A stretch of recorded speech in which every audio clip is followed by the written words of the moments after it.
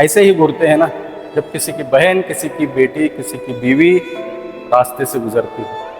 मैं सबकी नहीं, तुम्हारी बात कर रहा हूँ। जी हाँ, तुम्हारी।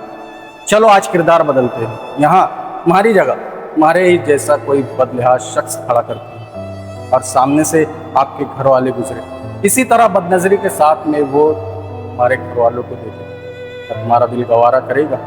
आज रात सोने से पहले सोचिएगा ज़रूर। जैसे आपकी बहन, आपकी बेटी, आपकी बीवी की इज्जत आपके लिए अजीज़ है, उसी तरह हर शख्स को अपनी बहन, बेटी, बीवी की इज्जत प्यारी होती है। सोचिएगा वो मासूम कमज़ोर दिल लड़की पर क्या गुजरती होगी, जैसे कोई शख्स उसके सीने में धीरे धीरे खंजर फूंक रहा हो। मेरे भाई, आज रात सोने से पहले सोचिएगा ज़रूर।